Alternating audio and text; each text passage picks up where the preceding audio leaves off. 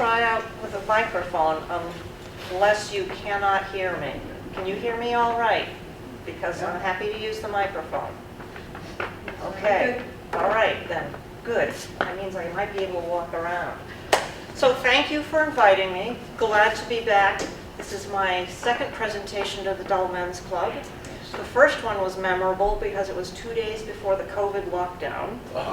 It was my last in-person public presentation when I was working for the Commonwealth, and then we went remote and there weren't any in-person kinds of things going on.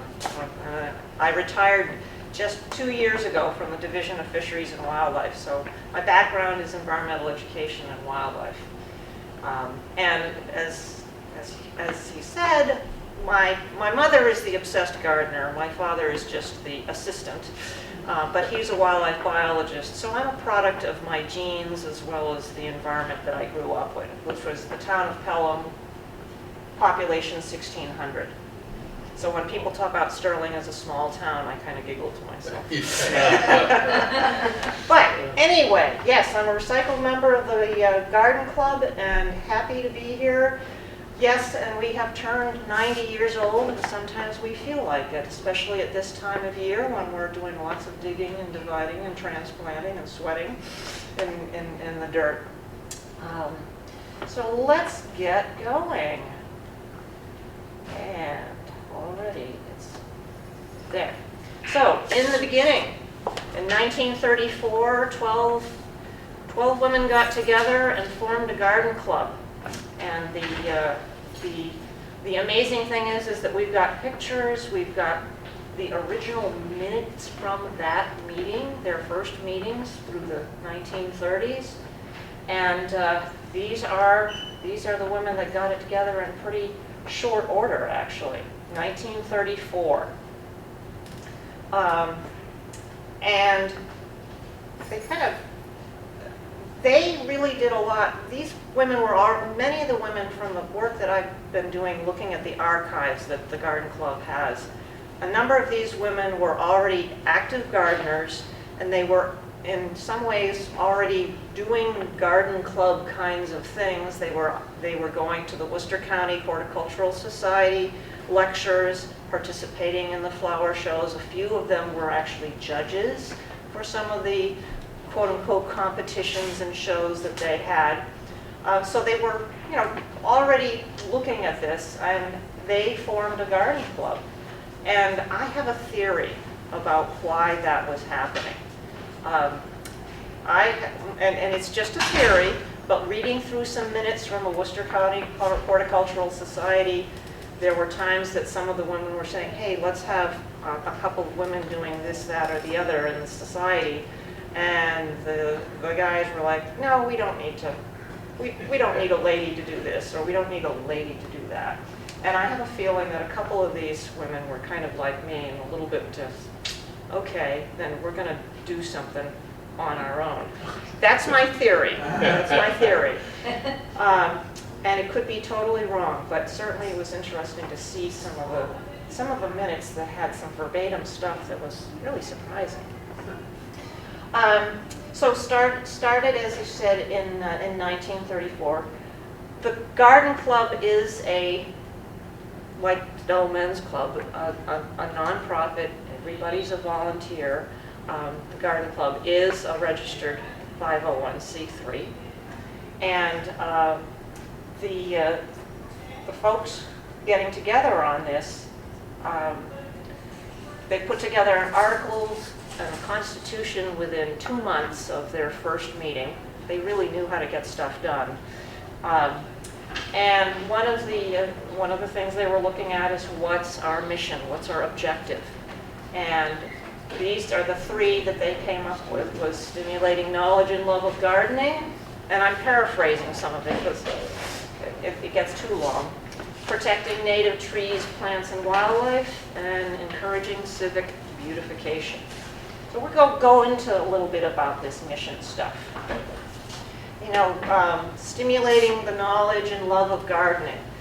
The Garden Club is a place where people can learn about gardening, share advice, learn from experts that come in. Here, just showing folks maintaining the Ecology and You logo there. That's representing some of the public programs that the Garden Club has had. In fact, we had one here a couple of years ago on Ecology and You. Soil testing, pruning workshops, and this is kind of the love of gardening picture of I was delivering some flowers up and down the neighborhood because I had an amazing bloom of azaleas, and one of my neighbors says, I got to get a picture of you hauling the wagon back and forth. So it's all about sharing the knowledge, getting the knowledge, sharing the love and excitement about and passion for gardening. So this next one is one that's especially close to my heart because that's my background, protecting the native trees, plants, and birds. Now, why would a garden club be interested in that kind of thing? We're talking about 1934. What was happening that might have something to do with concern about conservation in the 1930s? Who knows what was going on that was causing it, and we're talking about not just in Sterling, but across the country. What was happening in the 1930s that spurred on a lot of conservation stuff that went on? Does anybody want to hazard a guess? Dust Bowl building? Our cameraman, the Dust Bowl. The Dust Bowl was going on. The practices that unfortunately at the time the government was encouraging for agriculture were actually creating an issue where soil was eroding terribly, windstorms, dust was literally blowing across the country, huge dust storms, really bad situation. And it was affecting agriculture, it was affecting wildlife, it was very bad. And a lot of groups of people got together trying to say, hey, we've got to fix things. We've got to try to do some things here. And garden clubs were among the groups of people that got together and helped found, who remembers Ranger Rick? Raise your hand if you know Ranger Rick. Ranger Rick from the National Wildlife Federation. A whole bunch of people got together. The Wildlife Federation at that time was put together. So it's sort of looking at what the context was. The thing is, this is still relevant now. I'm sure you would all agree that this is still a very relevant part of a need. Encouraging civic beautification. One of the first civic projects the Garden Club took on, believe it or not, had to do with the town pound here in Sterling. And I'm going to read a little bit more, but I've seen some notes from a minute saying in 1936 we put together, we're putting together a committee to look after the town pound. In another piece of information I had, there was a petition being circulated because apparently there was a new road construction going on that was going to obliterate the town pound. And there were people that were kind of up in arms about that. And the Garden Club got together with some other organizations, and they were able to work out an arrangement where the town pound got moved to its present place on Meeting House Hill, not very far from the original site. I have no idea where the original site is, but using the same stones that were in the town pound, which I thought that was kind of interesting. Other ways of looking at, encouraging civic beautification.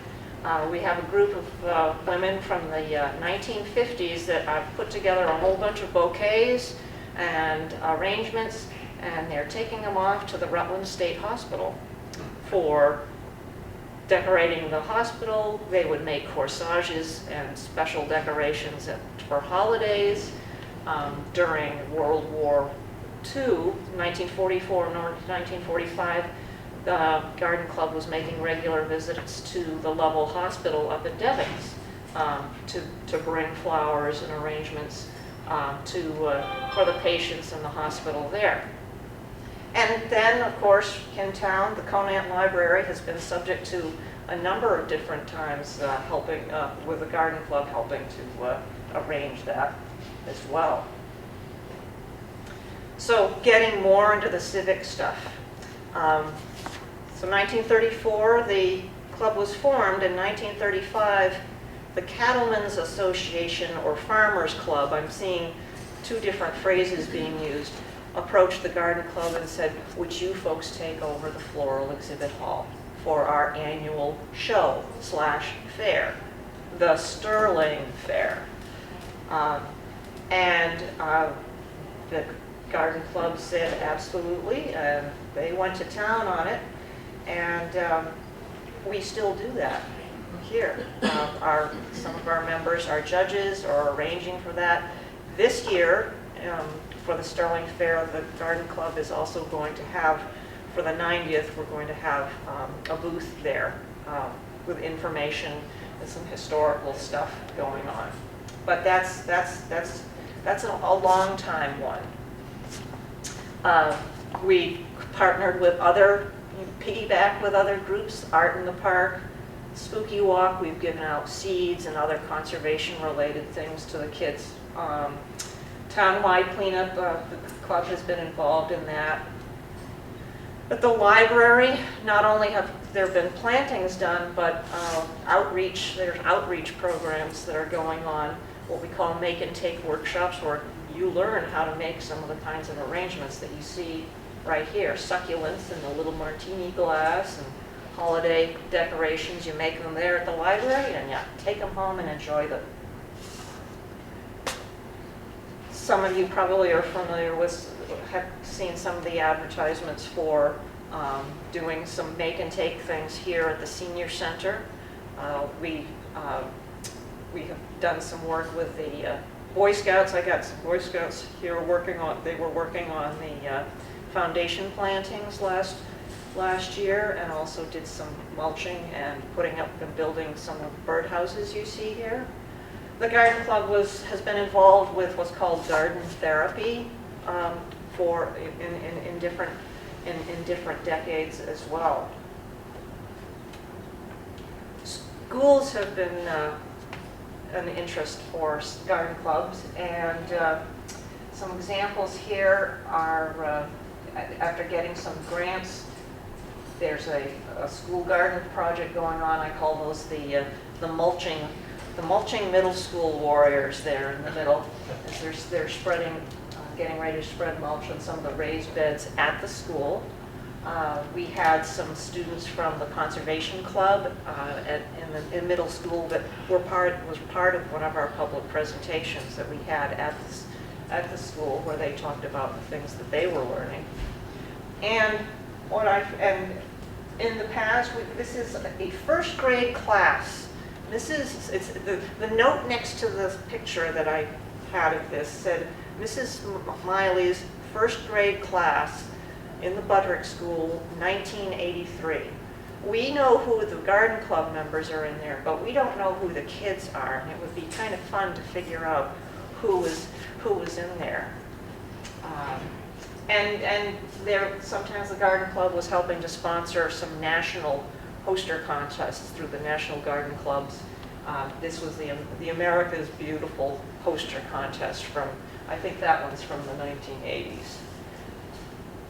We did have a poster contest on ecology last year or the year before, and actually the students had an exhibit here at the senior center with that. So how we get all this stuff done? We have two major fundraising events, and you probably have heard about them or seen the signs for them, for the Holiday Green Sale in December, and then the plant sale in the spring. This year it was a very rainy day, and we actually had to cut it short by about a half an hour because it was just pouring. And there were still a lot of leftover plants. The garden club members took home, as well as the lingering customers. Somebody said, oh, there were some customers that just crammed their cars full of plants. But despite that weather issue, we were able to to still raise the amount of money that would help us get these kinds of things done. I want to just give you a little bit about what the procedure is, because it's a lot of work, and the holiday greens sale especially was amazing to me. I've only been around for a couple of years with a garden club. The amount of time that you take. We have a greens cutting crew. Got to get fresh greens to make the holiday swags, kissing balls, and other kinds of decorations. The wreaths that we have are, we pre-purchase those, but everything else is fresh cut. So we're cutting on our own property. Last year I put out a call in the Meeting House News saying, hey, we need to get fresh greens. Do you need to have some pruning done? And a few landowners answered the call, and I'm putting it out there again. That if you've got some overgrown area of places, we're not going to do like the pruning to the professional pruning kind of thing, but it'll be better than what you had before. So if you've got all evergreens of any sort that you feel need pruning, go for it. So we stick those in the vehicle, bring them back to the American Legion, which is where we hold our monthly meetings, lay them down under a tarp, and get ready for the next step, which is the workshop. The American Legion is not available for the week between Thanksgiving and Christmas because it's being set up with all this stuff. And there are people, when this is getting set up, there are people that are in charge of getting the pine cones ready, spray painting the pine cones, pulling together different Christmas ornaments. I mean, it is a real freaking workshop out there. It's really, I just was stunned, just stunned. The work it takes just to get this ready. And then in the background, you can see people are set up on the tables, doing their thing, teaching us newbies how to make stuff. I made my first kissing ball there. I'm like, oh, it actually looks symmetrical. And these are the results. The last few years, we have held the green sale at the 1835 Town Hall, which has worked out very well because A, it's heated, you're under more cover. Some of you are probably remembering, some of you may have stood in line outside the Historical Society barn, and the stories that I've heard from the veteran members about, yeah, we did these workshops, and the workshop was in the unheated barn or in somebody's house. And I'm going, oh my God. I'm really wishing that Bruce Baker was here. But if you know Bruce, you can tell him he's in there. He's in there. And we do have happy customers. Cindy, I was not expecting you to be here, but there you are. I still have the skis. We're putting them up. Yeah, so there's some non-traditional kinds of decorations there as well. We've got some very creative people, or creative elves, let's put it that way, such as this crew here, just before we were opening the days. For the plant sale, again, we have to think far in advance. If you want to have your plants look good, you need to have them dug and potted nicely 2 weeks before the sale. Because as my mother puts it, they are highly insulted at what has been done to them and being moved, and you need to give them time to recover from the shock and the insult. And so we're digging and having to wait, trying to keep things going, and watching. Some of our members are avid. That will start seeds in March. The sale is in May, usually mid to late May, and they start going, and they're hoping that things grow. And then for the day of the plant sale, everyone's bringing all the plants down. We're running around like crazy trying to set up everything. And this year, the church bell did not ring for 9 o'clock because the clock isn't on proper time. So there was a different device that was used. And the sale, these plant sales are something that the garden club have done for years in different forms. Some have been small plant sales for certain things at somebody's house, utilizing the First Church, both inside and outside, that kind of thing. And this is the crew just from, well, this is the group photo that was taken this year. This year was kind of interesting because we had the Postal Service there that was issuing stamps that had to do with pollinators, was it? I think, Liz, is that correct? And so they gave the garden club a framed photo of one of the stamps, but we kind of thought, hey, this all seems to work out very well. Some of the interests, so what are our garden club members doing? Some of them have a huge multi-family veggie garden. Some folks are doing container planting or container gardening, whether it's indoors or outdoors. Folks with doing the backyard vegetable garden, landscaping around their homes.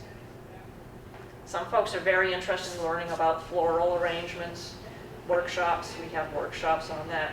I have this invitation from the garden club from, does that say 1960? Yes. Yeah, about a flower arrangement workshop that's going to be at one of the members' homes, and you're going to learn how to arrange, and this is what you need to bring, blah, blah, blah, blah, blah. And it's not always just flowers, it can be other things too. We did this last fall, we had a session on how to do a seasonal gourd with succulents on it, and it just sits on your table and the succulents live for a long time. Some people are good enough with succulents that they last a year, but different kinds of arrangements. Some of them are entered at the Sterling Fair. You might see some of the members, and we are encouraging and trying to publicize to the public to do the same thing. Some of the interests of garden clubs have included tours of other gardens, whether they're garden club tours from other towns or going to New England Botanic Garden or other places like that. There have been shows and quote-unquote contests. We have what I'm calling the Garden Club Grail, a silver bowl that was awarded by Scharfman's, the folks down in Worcester, and it was for a table setting, and we have the picture of the table setting, and we have the bowl, which comes out on state occasions, as it were.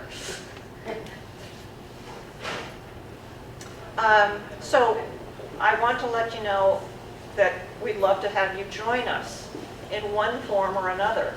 I recently learned, I'm on the program committee, I'm the new chair of the program committee, and I learned that we can open our meetings for the programs that we offer every month. Educational programs can be open to the public. So we're going to be making a little bit more noise about those, whether it's in the Meeting House News or whatever. That's one way to join us and learn about what's going on. And our meetings are on the third Thursday of the month at the Legion. We have a members meeting that is not open to the public, but the programs start at 10:30, and you are welcome to attend. There is no fee. There is food. I had to have a food picture in there because folks bring food, and the days of the meetings that morning, I don't eat much breakfast because I'll probably be fine with what spread is there.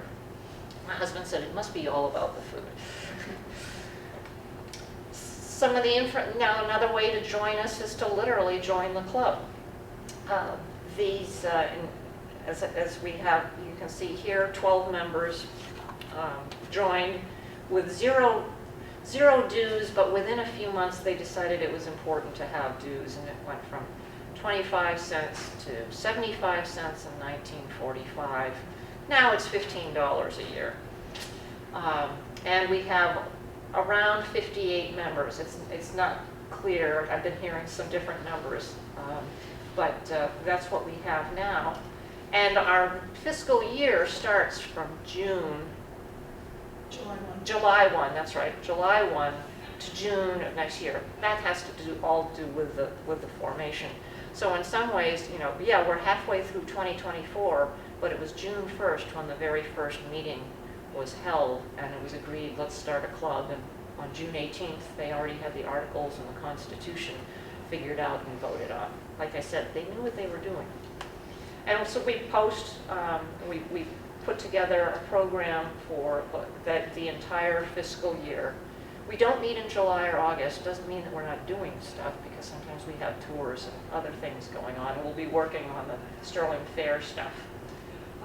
But we post that information in a program booklet. What you have here is an array of what we call the yearbooks. The very first one that they published, which is 1949, is on the left, and then just cruise through to the yearbook from 2024 that all the members get. What are the bennies?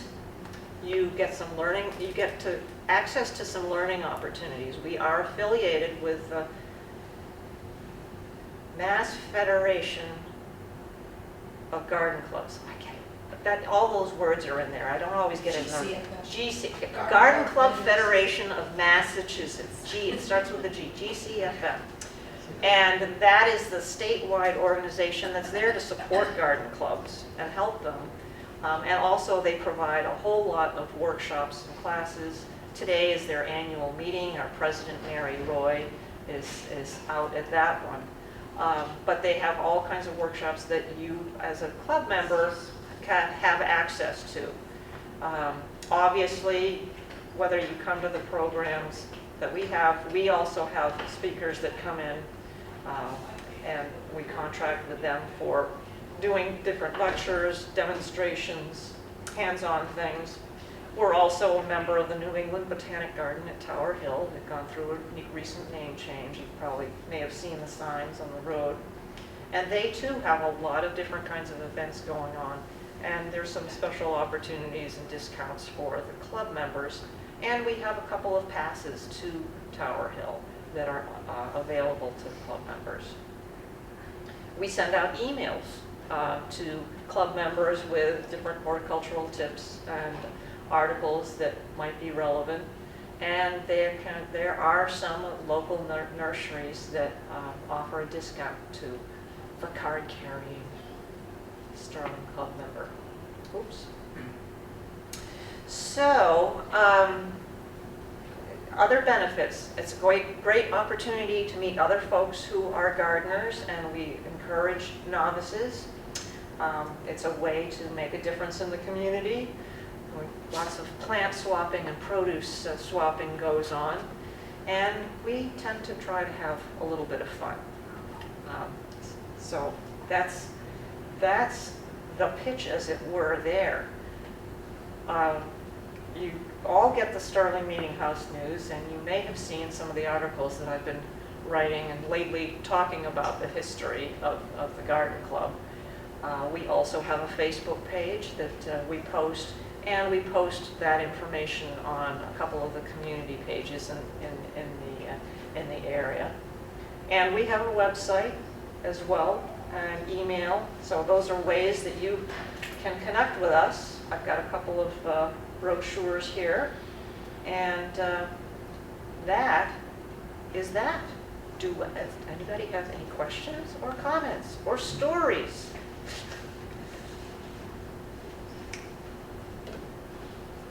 Oh, and I want to say that we're going to try to do some mystery things with the Sterling Meeting House news. For instance, the women that you see in this picture here, we know their names because thankfully somebody labeled them. The scrapbook that I have here spans from 1935, 36 up to the 1980s. There are some other scrapbooks like that too. And in some cases, you know who these folks are or what it's all about. In others, you don't. One of the mysteries that I'm really interested in solving is this greenhouse is part of Johnson's barn, which someone said, oh, that's on Maple Street. I said, Yeah, but I just saw something that said the grand opening. This was at the opening of Johnson Barn as a, kind of like a garden center, it sounds like, from the bits and pieces I've been able to put together. But where on Washington Avenue? Because it just says Washington Avenue. I mean, everybody just knew back then. And I've been trolling along Washington Avenue like, I mean, the greenhouse is not there, but I'm like, okay, which house is it? And I think I want to have a couple of other pictures. You know, who are these folks? I mean, I was just, it's Elaine, right? Yes. Yeah, I was just talking to Elaine, who was telling me some information about garden club kind of things, and then you talking about who brought bittersweet to Sterling. I want to write that stuff down. I love the history stuff. I'm not the historian. We have a historian. But I mean, look at it. You have this little tiny club, and we have a lot of different artifacts from way back. I just can't believe this little club has these kinds of things, scrapbooks and pictures. Did you keep minutes of your meetings way back then? They did, and in fact, She has originals. I had the original in my hand. I have a little original booklet with the handwriting, all, you know, who was there, Mrs. B.F. Wilder, Mr. Home, Mrs. whatever, all the men's, this is the era when everybody, the women were referred to by their husbands' names. In some places, some of the documentation, I'll see in parentheses, Mabel, Florence, Mary Ann, you know. And then as you look through some of the other material, I can't find many other minutes. I haven't found just this little booklet. There's still stuff to go through, but I have assistant finance person in the garden club. I have found records of the finances from somebody was very organized with that. But I'm not finding, or annual reports. Oh my gosh, there should be an annual report. Don't have that. The best we have is the kind of material. Newspaper articles about what the club is doing from the Evening Gazette as well as the Worcester Telegram. Yes, Liz? Question. It's an amazing treasure trove that you're describing to us. Has this been digitized? Oh, God, no. Good God, no. But what I did find some material that was digitized through the Worcester County Horticultural Society, because I knew that there were several people said, okay, here's some places to look around. And the Worcester County Horticultural Society has a ton of information digitized. Yeah. I've We heard- need to consider doing the same thing. Yeah, yeah. And somebody has to have the know-how of how you organize that kind of thing. What I'm trying to do is help the historian by having all the information in the same place.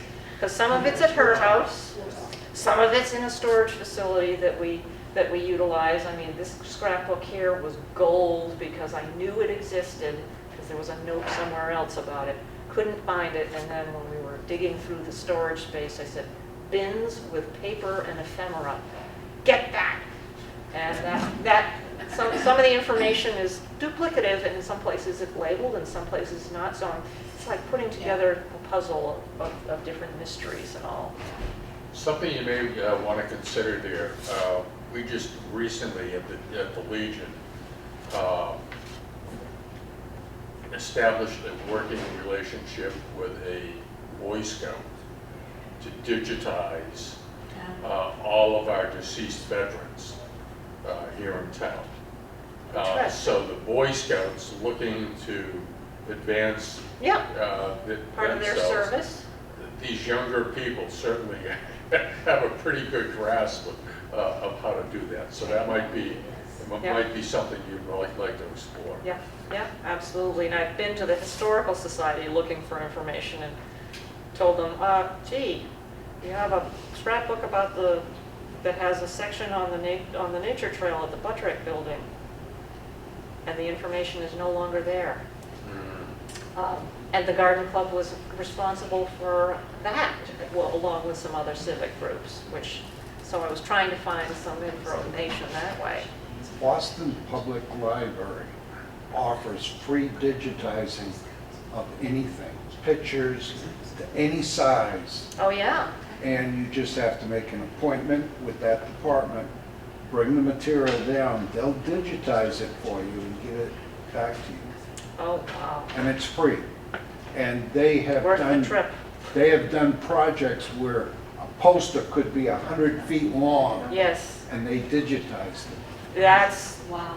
really good to know, because I know that that can be big bucks and Well, whatever. I offered that information to the Historical Society and they've been sitting on it for years. Yeah, well, every group, like Garden Club or the Historical Society, and even, I mean, Dolmen's Club, it's an international organization, but, you know, you have kind of your ups and downs and Absolutely. people coming and going, but that's really useful information to know. Yeah, thanks. So, Well, I want to thank thank Marion for coming. Yes. She's familiar with our group.